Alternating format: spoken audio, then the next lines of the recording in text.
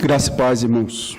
Vamos abrir a palavra do Senhor, mais uma vez no livro do profeta Jonas.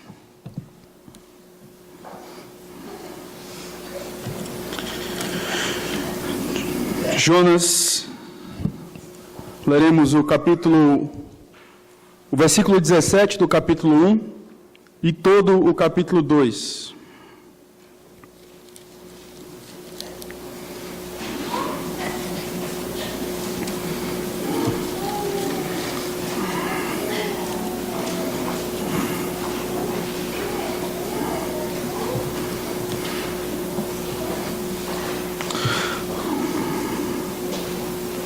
Jonas, versículo 17 do capítulo 1, todo o capítulo 2, diz assim a palavra de Deus.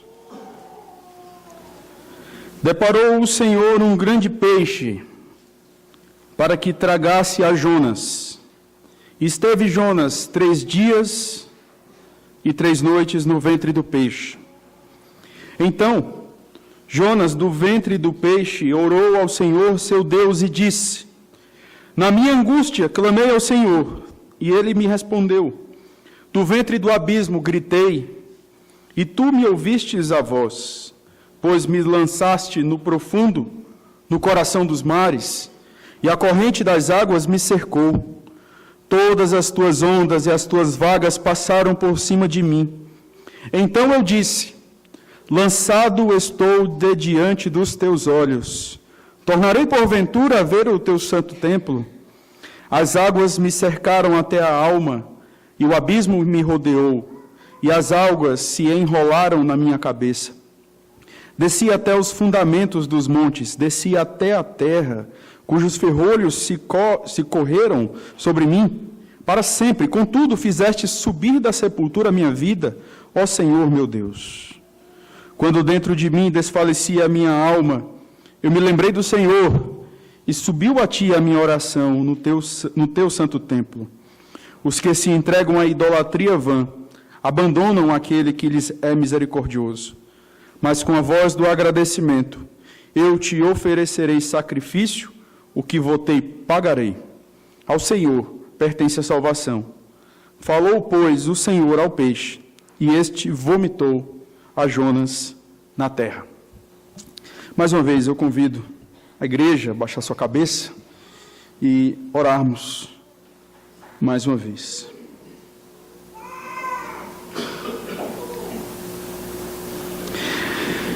Senhor, nós, mais uma vez, oramos a Ti, suplicando ao Senhor que nos dê entendimento, suplicando ao Senhor que tenha misericórdia dos nossos corações. Nos encontramos aqui, fisicamente diante do Senhor, mas tem misericórdia de nós. Porque estarmos fisicamente diante do Senhor não necessariamente é estarmos por inteiro diante de Ti. Ou seja, querendo ouvir a Tua voz, com expectativas em relação a este momento. Eu peço ao Senhor que tenha misericórdia de nós e que, de fato, as nossas expectativas nesta noite estejam tão somente no Senhor, em ouvir aquilo que o Senhor tem a nos dizer, conforme foi orado pelo nosso irmão. Nos ajuda, Senhor. Não nos torna meros ouvintes, mas praticantes da Tua palavra, e nos ajuda a focalizarmos naquilo que é primordial, que é o Teu santo evangelho, e tudo aquilo que o Senhor requer de nós. Nos livra de nós mesmos. Assim como o Senhor livrou a Jonas, livra-nos dos nossos pecados, da nossa rebeldia. Tem misericórdia de nós, no nome de Jesus. Amém. Nós temos presenciado até aqui a grande misericórdia de Deus com uma nação pagã, e a grande misericórdia do Senhor com um profeta muito rebelde, um profeta que não queria ali fazer a vontade do Senhor. Nós vamos lembrar que Jonas, ao receber o comissionamento do Senhor, ele resolve fugir, mas Deus, de maneira implacável, nós podemos dizer isso com toda a tranquilidade, Deus implacavelmente ele persegue o seu profeta, ele encontra o seu profeta, ele resgata, de fato, o seu profeta. Jonas tinha os seus planos, que, segundo Jonas, e ele não precisa relatar isso de maneira literal para nós, mas a atitude dele demonstra que os planos dele eram melhores. Mas ele não contava que no caminho, na sua fuga, ele não contava com um Deus que é soberano e que move céus e terra para se encontrar com os seus, para resgatar os seus. Eu quero repetir isso, falei isso na pregação passada. Deus resgata Jonas não porque precisa de Jonas, para Jonas levar a mensagem a Nínive. Deus resgata Jonas porque Jonas precisa de Deus. E muitas vezes nós achamos que Deus precisa de nós. Achamos que somos insubstituíveis quando não somos. É privilégio para nós podermos servir a Deus. Deus demonstra aqui, de fato, resgatar Jonas. Mas eu tenho N exemplos na Bíblia que Deus simplesmente deixa com que o apóstata siga o seu caminho. Jonas se desviou, mas Deus o resgatou, porque Jonas era do Senhor. Mas existem aqueles que se desviam e se perdem, e Deus não deixa de ser misericordioso por causa disso. Então não perca isso de vista. Deus esboça aqui a sua misericórdia, mas se Deus deixasse Jonas entregue a si mesmo, ele continuaria sendo um Deus misericordioso, um Deus supremo. Essa narrativa que nós lemos aqui é uma das narrativas mais intrigantes das Escrituras. O livro de Jonas, ele tem sido definido por teólogos liberais como um livro que narra simplesmente uma parábola, ou seja, alguns teólogos liberais vão dizer que a história de Jonas não existiu. Jonas, na verdade, prefigurava o povo de Israel. Um povo rebelde, um povo extremamente nacionalista e que não estava preocupado em evangelizar os povos vizinhos. Os teólogos liberais vão dizer, obviamente, que não houve essa ação de um grande peixe engolir um homem, isso seria racionalmente impossível, muito menos vomitar esse homem na terra. Eles vão exatamente desmistificar toda essa narrativa de Jonas e vão dizer que Jonas não foi um personagem histórico. Pelo que eu convido você mais uma vez a abrir agora em 2 Reis, capítulo 14, versículo 25, onde nós temos aí a convicção, a certeza de que Jonas de fato foi um personagem histórico, ele de fato existiu. A palavra de Deus nos diz no verso 25 do capítulo 14 que restabeleceu ele os limites de Israel desde a entrada de Amate até o mar da planície, segundo a palavra do Senhor Deus de Israel, a qual falaram por intermédio do seu servo Jonas, filho de Amitai, o profeta, o qual era de Gat-Éfer. Então nós temos aqui uma evidência histórica de que de fato Jonas existiu. E de repente você vai dizer, ok, ele existiu, mas e como fica agora essa situação onde o peixe engoliu Jonas? O próprio Senhor Jesus, ele faz uma referência a essa questão, o que atesta mais uma vez para nós que de fato, não só Jonas existiu, como este evento aconteceu. Lá em Mateus capítulo 12, versículo 39 e versículo 41, a palavra de Deus nos diz, no verso 39 do capítulo 12 de Mateus, ele, porém, respondeu, uma geração má e adúltera pede um sinal, mas nenhum sinal lhe será dado, senão do profeta Jonas. E nós sabemos que esse sinal era exatamente o fato de Jonas ter passado 3 dias e 3 noites na barriga do peixe, o que prefigurava ali, o que apontava para a obra de Cristo, onde ele passa 3 dias também no sepulcro. Mas ele ressuscitou, nós sabemos disso. O verso 41, Jesus vai dizer, ninivitas se levantarão no juízo com esta geração e a condenarão, porque se arrependeram com a pregação de Jonas.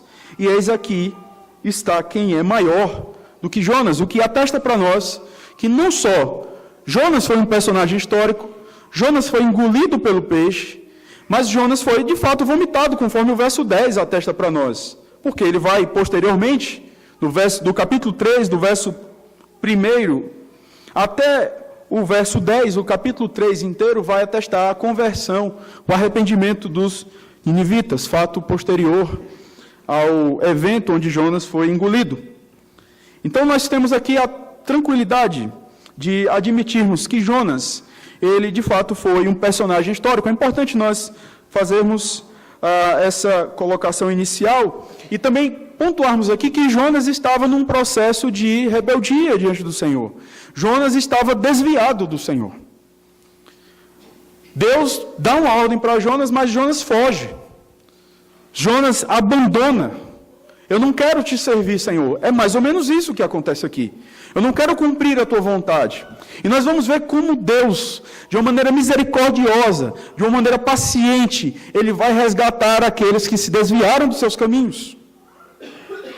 E muitas vezes, irmãos, nós perdemos a paciência com os nossos irmãos, com falhas dos nossos irmãos. E nós temos um exemplo tácito aqui de um profeta que simplesmente nega o seu Deus. Ele ouve o comissionamento do Senhor, ele havia provado da misericórdia de Deus, porque ele já havia percebido a misericórdia de Deus no povo de Israel. No entanto, ele foge. Jonas não tinha motivos para duvidar, Jonas não tinha motivos para não se submeter, mas Deus nos dá uma lição aqui nesta noite. Se Ele foi paciente, se Ele foi misericordioso, nós temos a obrigação de sermos misericordiosos uns com os outros. E tentarmos. Deus foi ao encontro de Jonas e o resgatou. Mas por muito menos nos indignamos com as falhas dos nossos irmãos. Se você é um crente em Cristo Jesus, se você serve a Deus, lembre-se, você foi feito à imagem e semelhança de Deus. O que significa que você tem a obrigação e a capacidade dada pelo Espírito Santo de Deus, de, obviamente, você não vai demonstrar a misericórdia de Deus na mesma amplitude, mas demonstrar a misericórdia do Senhor. Mas perceba, somos impacientes uns com os outros, por coisas que muitas vezes são tão triviais. Deus nos dá uma aula aqui. Deus resgata um profeta rebelde, fujão, que havia se desviado dos seus caminhos. E eu quero, nesta noite, trazer algumas lições deste evento. Lições da oração de Jonas, mas lições que iniciam até mesmo antes da oração do profeta Jonas. Eu chamo a sua atenção mais uma vez para o verso 17. Nós temos aí, a palavra de Deus diz que deparou o Senhor um grande peixe para que tragasse a Jonas. E esteve Jonas 3 dias e 3 noites no ventre do peixe. Jonas estava fugindo e Deus estava trabalhando para resgatar o seu servo dele mesmo. Jonas estava perdido em sua rebeldia e Deus estava amorosamente resgatando o seu profeta. Não há nada de errado em admitirmos isso. Isso não é colocar o homem no centro. Isso é evidenciar a glória de um Deus. A glória de um Deus que evidencia sua misericórdia e graça. Porque glória de Deus é a manifestação e a combinação dos seus atributos. E Deus evidencia aqui o atributo da misericórdia, o atributo da graça, o atributo da bondade, do juízo, da ira. Deus evidencia a sua glória neste momento. E Deus faz isso ao expressar o seu amor por mim e por você. Às vezes perdemos essa perspectiva de um Deus paternal. Perdemos esta perspectiva de um Deus que se interessa por nós, que nos ama. Deus não tinha a obrigação de ir atrás de Adão, mas Deus foi atrás de Adão. Por quê? Porque Deus amava a Adão. Deus não tinha a obrigação de nos salvar, mas Deus manda o seu Filho para resgatar um pecador miserável como eu e você, porque Ele nos ama. Mas perdemos essa perspectiva, porque temos medo de estarmos enfatizando o homem. Deus ama os seus eleitos. E nós vemos na história de Jonas que Deus move céus e terra para resgatar os seus. Ele faz isso. E Ele continua fazendo isso hoje. Deus é Deus, Senhor. Ele é soberano. Observe, Deus usa meios não tão convencionais. A palavra de Deus diz que ele manda uma grande tempestade, no verso 4 do capítulo 1, diz exatamente isso. Deus lançou uma grande tempestade.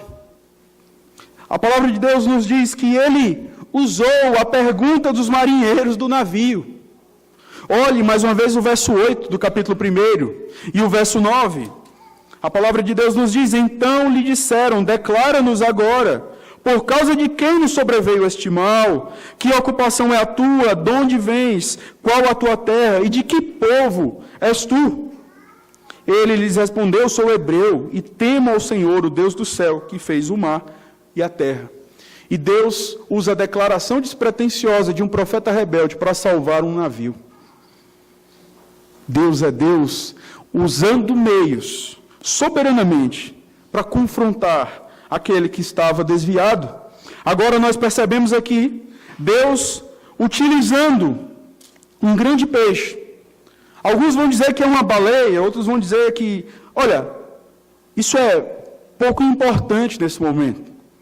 O que nós sabemos aqui é que Deus, ele simplesmente preparou este animal para que este animal fosse o segundo transporte de Jonas. Interessante isso, porque o verbo deparou aqui, ele traz uma ideia de intensidade. Deus não cruzou os braços e esperou com que as causas naturais trouxessem o seu profeta. Não, é como se Deus, nessa situação, dissesse: deixa comigo, eu vou preparar as coisas, eu pessoalmente trarei o meu profeta. A Bíblia diz que Deus prepara aquele peixe. Eu fico imaginando Deus acompanhando o nascimento daquele grande peixe. Porque a ideia do verbo deparou é exatamente essa: ele cuidou, ele conduziu perfeitamente. Imagine Deus acompanhando o crescimento daquele peixe, preservando aquele peixe para aquele momento. Agora, ponha os seus olhos em Jonas.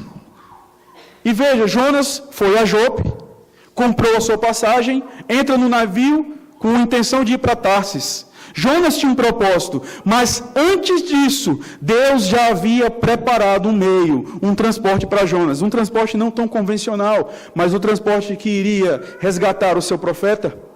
Deus prepara pessoalmente este peixe, o que nos garante, irmãos, que Deus age por meio de coisas, mas Deus age apesar das coisas.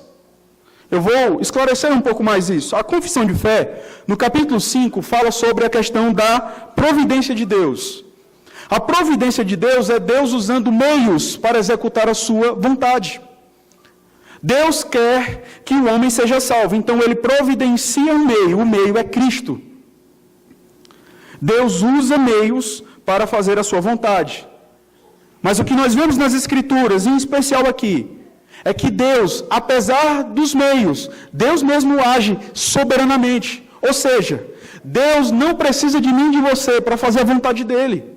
Deus não usou uma pessoa aqui para confrontar Jonas, para trazer Jonas de volta. Deus não usou um presbítero, Deus não usou um pastor aqui, Deus não usou um diácono para pegar nas mãos de Jonas e vamos voltar para a igreja. Não, Deus mesmo preparou um animal, Deus mesmo trouxe Jonas.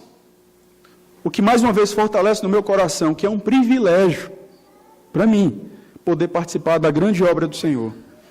Porque Deus não precisa de mim, Deus não precisa de você. Deus não precisa de nós para fazer a sua soberana vontade. Não precisa. Mas que privilégio para nós podermos servir a esse Deus maravilhoso. Deus, então, utiliza esse grande peixe para resgatar o seu profeta. Jonas é lançado no mar pelos marinheiros, mas Jonas reconhece que quem o lançou ali foi o próprio Deus. E que maturidade! Nesse momento, é importante nós pontuarmos essa questão. Jonas não deixa de orar ao Senhor. Nós vamos ver no verso 1, no verso 2, que Jonas ora a Deus, ele direciona a sua oração. Mas o fato de Jonas identificar Deus como causador do seu sofrimento naquela circunstância, não o afasta do Senhor. Ele estava em fuga, mas ele ora ao Senhor. Ele entende que ele estava ali por causa do Senhor Deus. Os marinheiros o jogaram no mar, mas ele entende que foi o próprio Deus. Olha o verso 3. Pois me lançaste no profundo, no coração dos mares, e a corrente das águas me cercou. Todas as tuas ondas e as tuas vagas passaram por cima de mim. Então eu disse, lançado estou diante dos teus olhos. Tornarei porventura a ver o teu santo templo. As águas me cercaram até a alma, o abismo me rodeou, e as algas se enrolaram na minha cabeça. Desci aos fundamentos dos montes, desci até a terra, cujos ferrolhos se correram sobre mim para sempre. Contudo, fizeste subir da sepultura a minha vida. Ó Senhor meu Deus, Deus mesmo lançou Jonas, e Jonas não tem qualquer dificuldade de identificar o Senhor como o causador disso. Isso é soberania. Isso demonstra o controle de Deus. Deus controla todas as circunstâncias.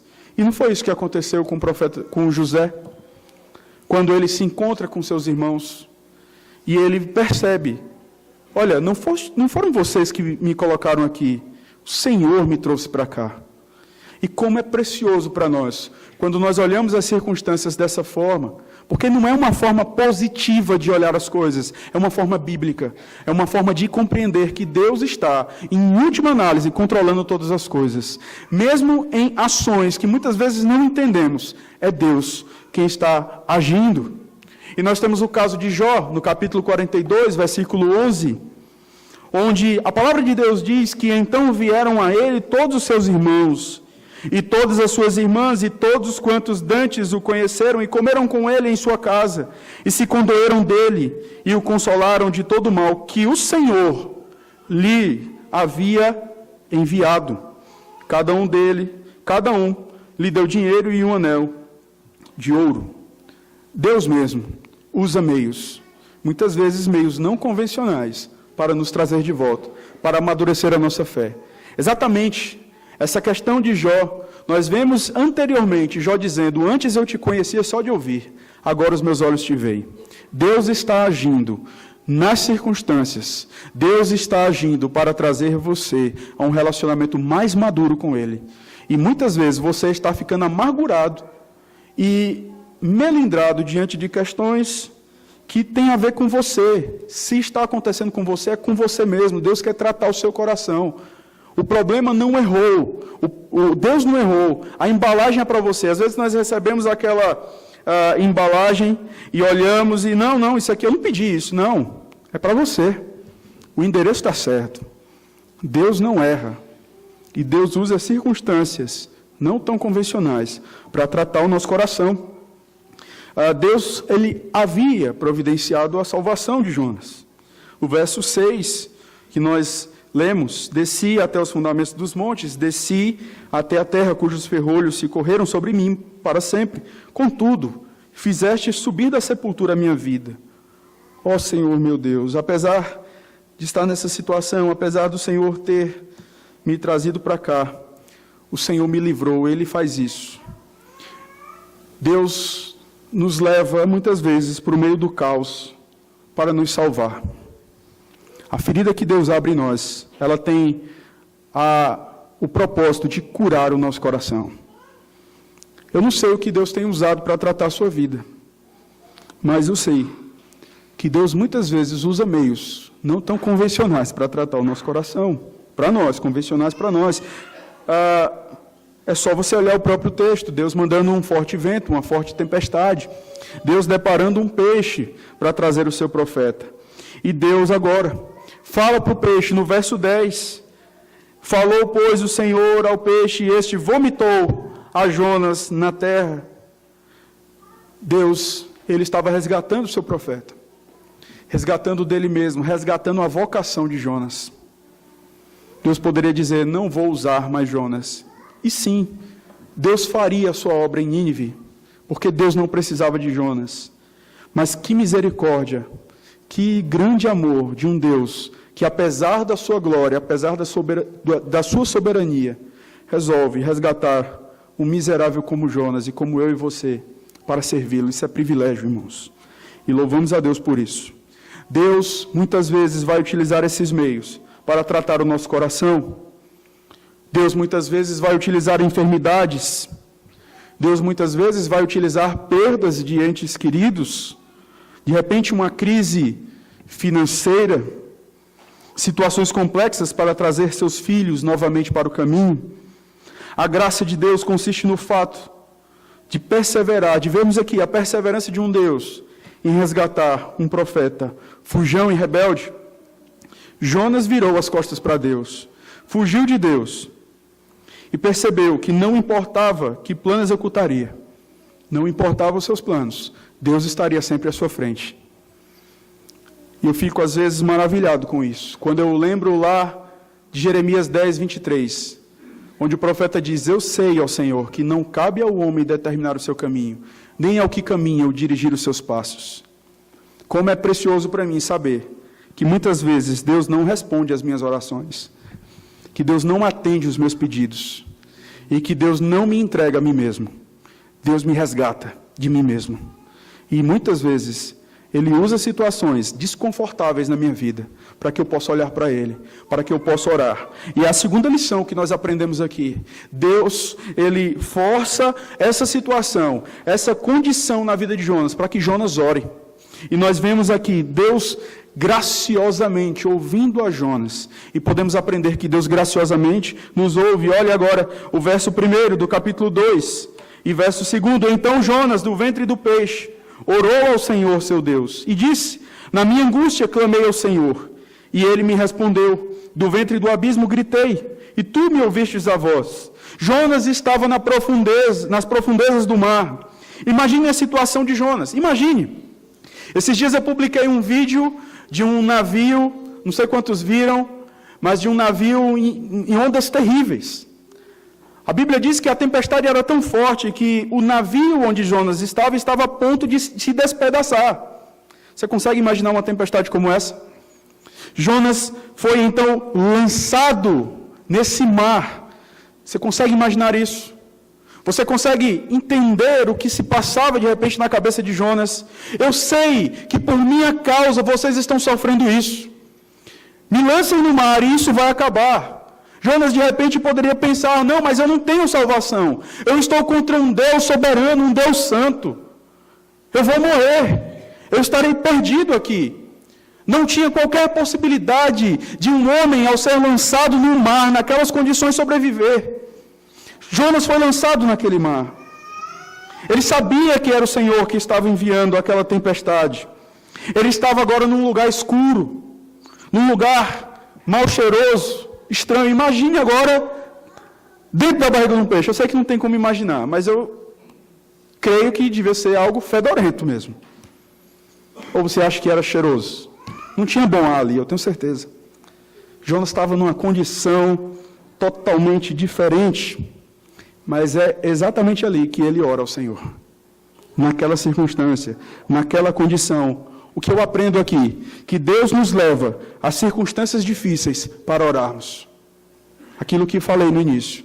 Muitas vezes Deus nos leva ao desconforto para orarmos. Jonas não ora quando o capitão do navio pede. No verso 6 do capítulo 1, a Bíblia diz que chegou-se a ele o mestre do navio e lhe disse: que se passa contigo? Agarrado no sono, levanta-te, invoca o teu Deus, talvez assim esse Deus se lembre de nós, para que não pereçamos. Mas ora, é claro que Jonas não ia orar, ele estava fugindo do Senhor. Mas Deus utiliza aquela circunstância difícil para que o seu profeta ore. Jonas não orou, mas essa situação o forçou a orar. Então ele eleva sua voz a Deus em oração. Há pessoas que são levadas ao luto para orar. Há pessoas que não oram. Há pessoas que se acham autossuficientes, de repente pelo conhecimento teológico que têm, de repente pela maturidade que sabem que as pessoas da igreja lhe atribuem, então elas não oram, porque uma coisa é eu falar, outra coisa é eu fazer. Eu tenho visto isso especialmente na vida agora do meu filho. Como sou desafiado todos os dias a orar pelo meu filho. Como sou desafiado todos os dias a orar pela minha vida, a santificar a minha vida, para que meu filho veja Cristo em mim. Como sou desafiado. Uma coisa é eu falar, outra coisa é eu estar numa realidade onde, de fato, eu tenho que viver aquilo que eu falo. Então Deus nos leva a situações difíceis para que a gente ore. Como está a sua vida de oração? Outras pessoas precisam passar por situações difíceis na família. E não é à toa que muitos da igreja têm se deparado com aquela realidade de que foi preciso eu passar por isso, pastor, para que eu orasse mais ao Senhor. Já aconteceu isso com você? Foi preciso eu passar por uma situação difícil para que eu me apegasse mais a Deus. Deus usa situações assim, situações difíceis, decepções na igreja, situações complexas na igreja, situações difíceis na família, para que nós oremos, para que nós elevemos as nossas vozes em oração, uma oração dependente no Senhor. Deus faz isso. E nós podemos ver isso. Nós que somos pastores, muitas vezes, diante de tantas situações, nós somos levados a dobrar os nossos joelhos e orar e saber que se Deus não agir, as coisas vão perder o rumo. Deus usa situações difíceis para nós orarmos. Deus força Jonas nessa circunstância, para que ele então eleve a sua voz. Nós aprendemos também que nós podemos orar, mesmo sob circunstâncias difíceis. E isso pode, de repente, mas eu sei, pastor, tudo bem. Mas muitas vezes nós levamos aquela questão, não, mas Deus não vai me ouvir. Porque olha o que foi que eu fiz, pastor. Tantas pessoas chegaram para mim e me deram conselho. Tantas pessoas me alertaram quanto a isso. Eu não ouvi. Eu estou passando por essa situação pela minha responsabilidade. E isso é verdade. Mas saiba de uma coisa, que a graça de Deus, ela supera, a graça soberana de Deus, ela possibilita com que eu e você clamemos a Deus, ainda que debaixo de situações onde a causa disso tudo foi a minha rebeldia e a sua rebeldia, porque a causa dessa situação era a rebeldia de Jonas. Jonas foi rebelde, Jonas foi colocado numa situação difícil, e ele poderia dizer, Deus está contra mim, Deus me trouxe para essa situação, Ele não vai me ouvir, mas não é essa a atitude de Jonas, ele ora. Ele poderia olhar aquela situação e dizer, está tudo perdido, eu vou fazer mais o quê? Porque muitas vezes, miseravelmente, é assim que nós fazemos com os nossos irmãos. Olha, está perdido. É culpa sua? Sim, de fato, é culpa sua. Mas sabe de uma coisa? Se você se arrepender e clamar a Deus com sinceridade no seu coração, com um coração quebrantado, Deus irá ouvi-lo. Porque Deus é um Deus de graça. Deus é um Deus misericordioso. Nós perdemos essa perspectiva. Deus nos ouve, mesmo quando estamos debaixo de circunstâncias causadas por nós, onde é a nossa culpa. Sabe por quê? Porque Deus é gracioso. Nunca você será ouvido porque você merece ser ouvido. Nunca. Você sempre será ouvido, estando na tempestade ou num ambiente tranquilo. Em qualquer circunstância, você só é ouvido porque Deus é gracioso e não porque você merece ser ouvido pelo Senhor. Nós não merecemos ter uma audiência com Deus, mas nós tivemos e temos essa audiência, porque Ele possibilitou isso em Cristo para nós. E é por causa de Cristo que Deus nos ouve. Jonas se lembrou do Senhor. É isso que nós vemos no verso 7. Naquela situação, onde Jonas ele havia esquecido do Senhor, no sentido de que ele rejeita fazer a vontade de Deus. Olha o que diz o verso 7. Quando dentro de mim desfalecia a minha alma, eu me lembrei do Senhor. E subiu a ti a minha oração no teu santo templo. Onde você está neste momento, se lembre do Senhor. Ore a Deus. E se você orar com um coração quebrantado, eu não tenho dúvidas de que o Senhor irá ouvi-lo, se você de fato for um filho dele. Você pode orar sob qualquer circunstância. Deus ouvirá um coração quebrantado. Você pode pensar, mas eu errei. E eu te pergunto, e Jonas, não errou? Jonas errou. Ele estava ali por causa da sua rebeldia. Mas eu quero dizer uma boa nova para você nessa noite. Deus pode ouvi-lo, independente de onde você esteja neste momento. Porque Deus é um Deus de graça e um Deus de misericórdia. Ele é gracioso. Ele é gracioso. Veja o exemplo de Davi. No salmo que nós lemos, o Salmo 3, Se você for olhar a epígrafe, você vai perceber que aquele salmo foi composto quando Davi fugia de Absalão. E por que Davi fugia de Absalão? Davi fugia de Absalão por conta do seu pecado em relação a Batseba. Nós sabemos que Davi possui a mulher de Urias, Davi mata Urias, não diretamente, mas ele cria circunstância e ordena a morte de Urias. Toda aquela situação terrível. E Deus havia dito, em 2 Samuel, capítulo 12, versículo 11, Deus havia dito assim: assim diz o Senhor, eis que da tua própria casa suscitarei o mal sobre ti, e tomarei tuas mulheres à tua própria vista, e as darei a teu próximo, o qual se deitará com elas em plena luz deste sol. O próximo ali era Absalão. O mal que Deus suscitaria da própria casa de Davi era Absalão. Davi estava fugindo por conta do seu pecado, por conta de um decreto de Deus. Deus havia dito: olha, eu vou perseguir você, eu vou suscitar o mal contra você por meio do seu filho. No entanto, apesar de tudo isso, o que Davi faz? Davi ora. Davi ora. Ele estava numa circunstância difícil, ele estava naquela situação por conta do pecado dele, mas ele confia na graça do Senhor naquele momento.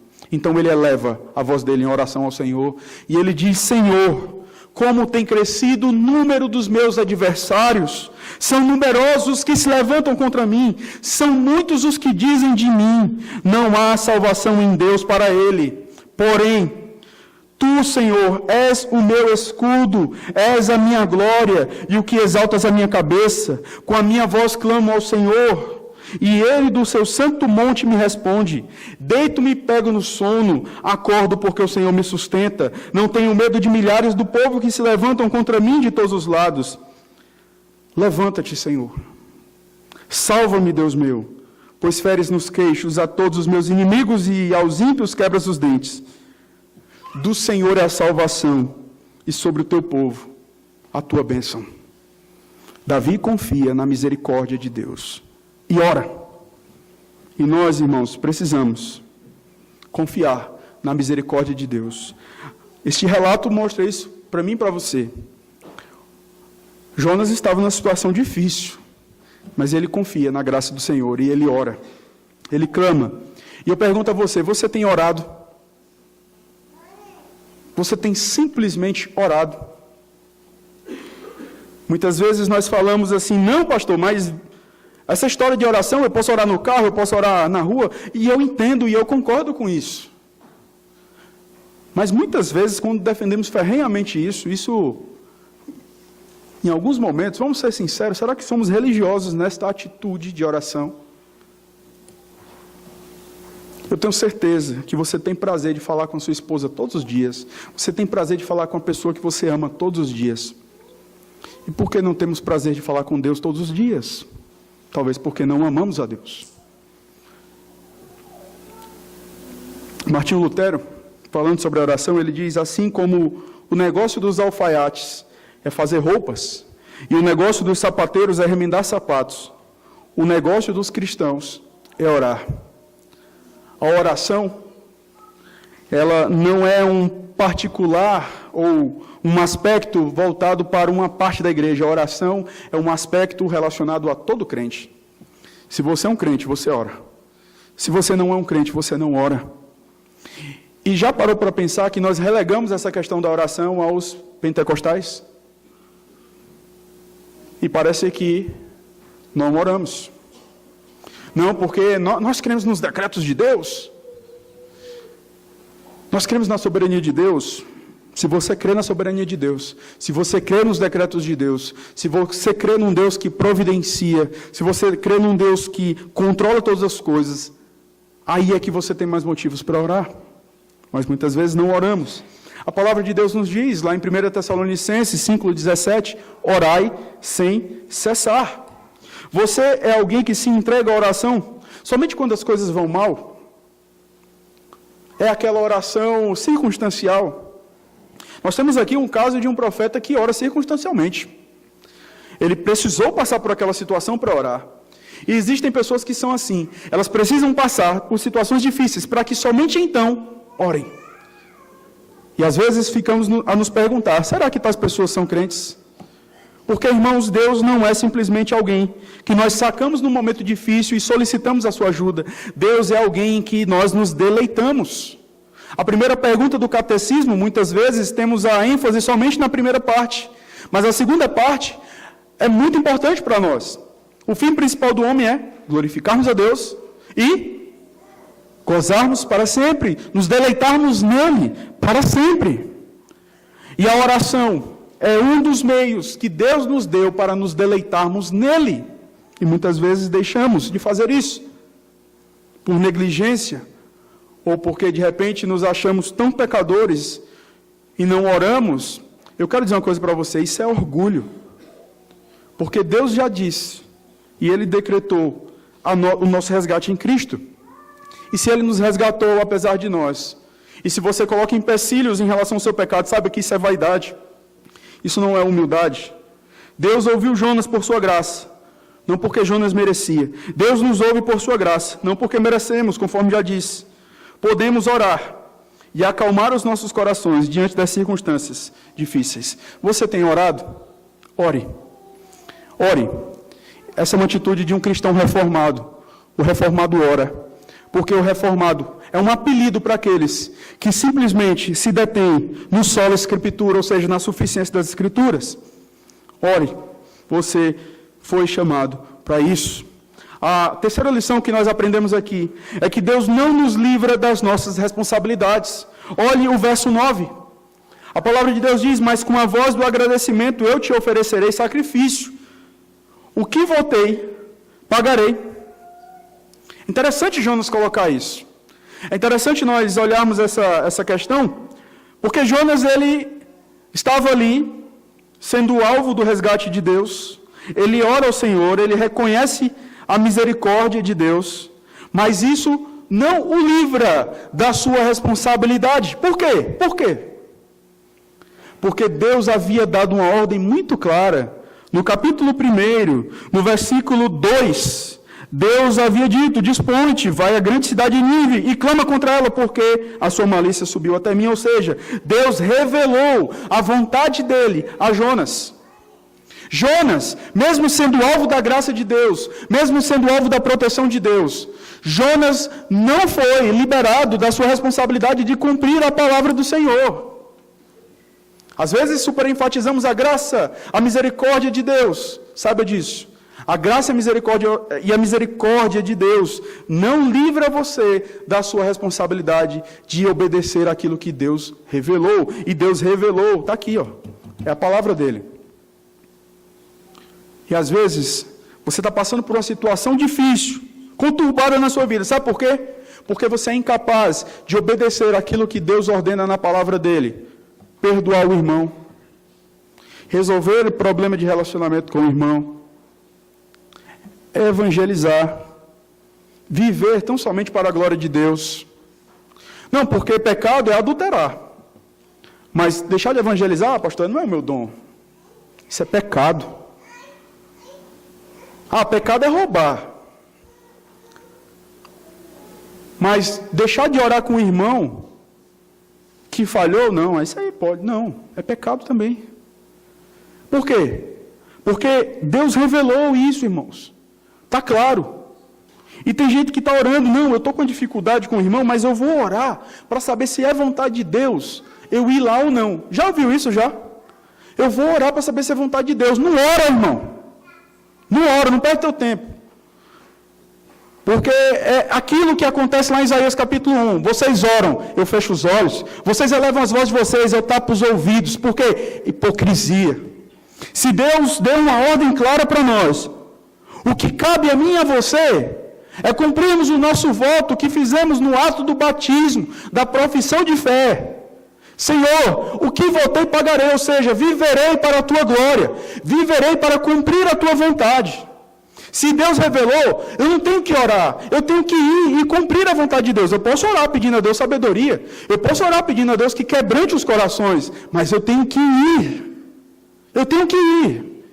O problema de Jonas é esse. Ele recebeu uma ordem clara de Deus, mas ele foge. E nós recebemos ordens claras do Senhor. E o que fazemos? Fugimos. Fugimos.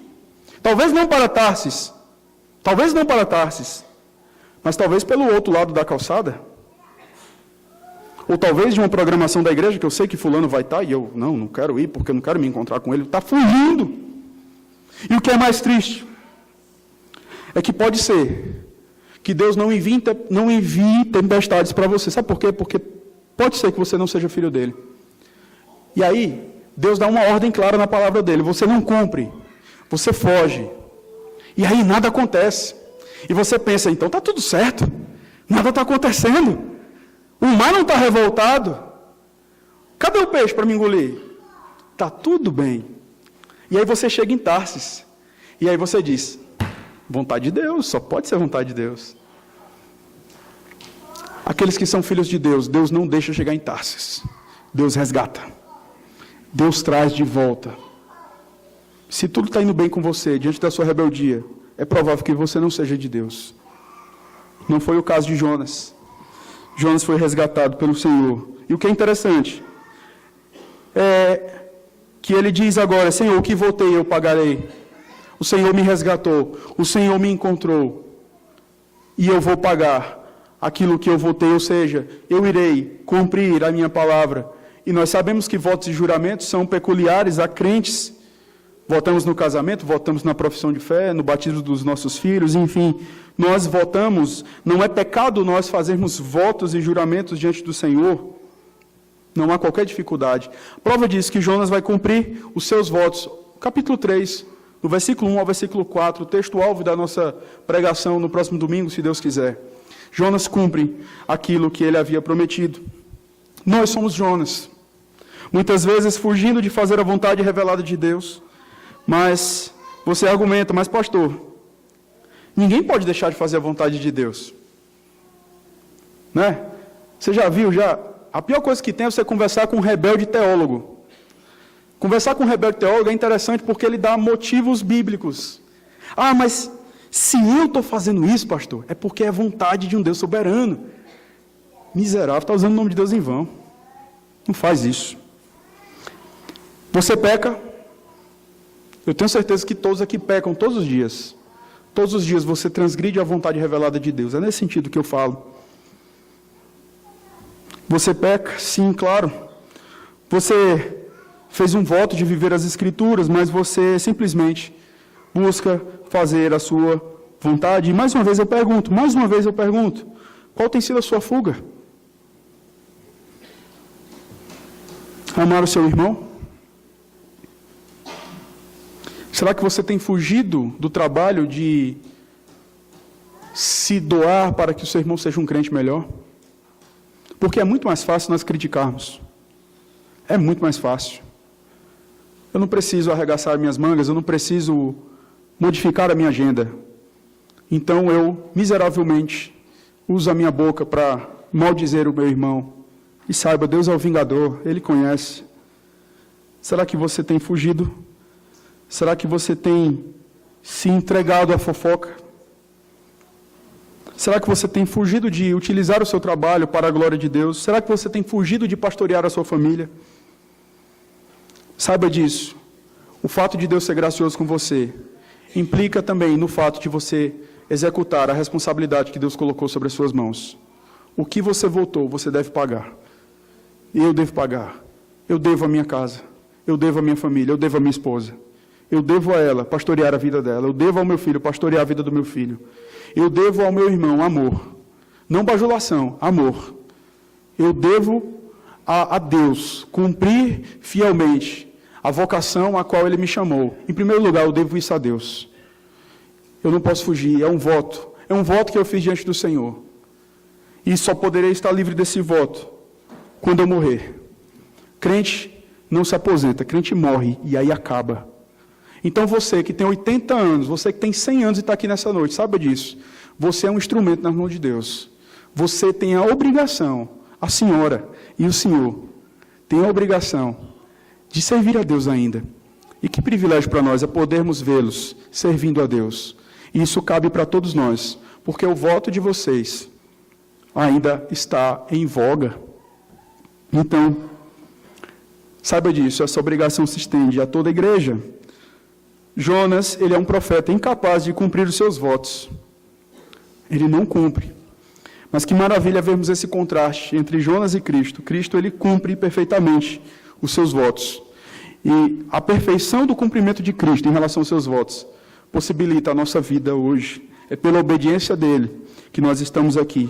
É pela ressurreição dele que nós podemos crer no amanhã e ter perspectiva de vida.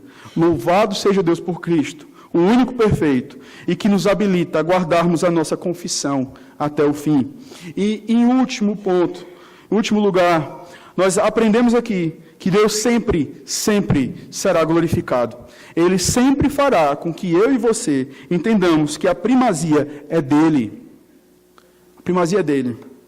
O contexto do cristianismo não é um contexto democrático. É um contexto teocrático. Deus ordena. Deus está no trono. E Ele diz o que nós devemos crer e fazer.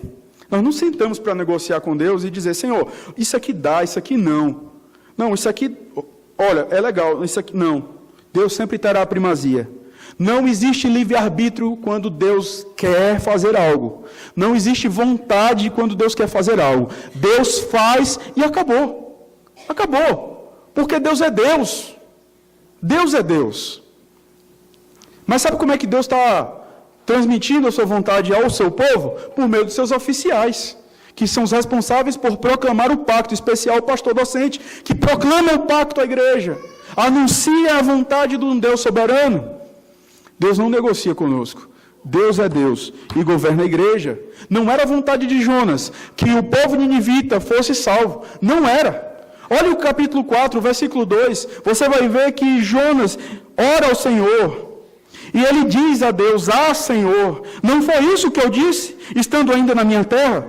Por isso me adiantei fugindo para Tarsis, pois sabia que és Deus clemente e misericordioso, e tardio em irar-se, e grande em benignidade, e que te arrependes do mal. Ou seja, Senhor, eu não queria a conversão desse povo. Eu não queria. E é claro, Jonas ele declara que ao Senhor pertence a salvação. Mas mais na frente nós vamos ver que este profeta, ele continua ainda com as suas indagações, com as suas questões. Mas saiba disso, a salvação pertence ao Senhor. Deus tem a primazia. Deus salva quem quer, quando quer e onde quer. E não cabe a mim e a você ficarmos determinando quem tem mais facilidade para absorver o Evangelho. Deus salva o pior dos pecadores. E Deus faz Jonas entender isso. Do Senhor é a salvação. Sabe aquele cara complicado na sua rua? Sabe aquele cara complicado na sua família? Sabe aquele cara que as pessoas não querem nem sentar do lado dele? Deus pode salvar essa pessoa. Deus tem poder para salvar o pior dos pecadores. 1 Coríntios 6, versículo 9 e 11, um dos trechos que mais me impressionam nas Escrituras. Paulo ele vai dizer, ou não sabeis que os injustos não herdarão o reino de Deus? Não vos enganeis. Olha o que Paulo diz. Nem impuros, nem idólatras, nem adúlteros, nem efeminados, nem sodomitas, nem ladrões, nem avarentos, nem bêbados, nem maldizentes, nem roubadores herdarão o reino de Deus. Mas olha o que ele diz logo em seguida. Tais fostes alguns de vós, mas vós vos lavastes, mas fostes santificados, mas fostes justificados em o nome do Senhor Jesus Cristo e no Espírito do nosso Deus. Deus salva o pior dos bêbados. Deus salva o pior dos homossexuais. Deus tem poder para salvar qualquer pessoa. Ele continua salvando, porque a salvação pertence ao Senhor. E nós, como reformados, temos que crer até o último dia de nossas vidas, aqui, que Deus pode salvar o nosso pai, a nossa mãe, o nosso irmão. Deus pode salvar a nossa família, porque do Senhor pertence a salvação. Nós devemos crer nisso, alimentar o nosso coração com essa santa expectativa. Deus tem um plano sobre os seus eleitos, e é privilégio nós podermos participar como instrumentos de Deus no chamamento dos seus eleitos para a eternidade. Não fuja, se disponha nas mãos deste grande Deus.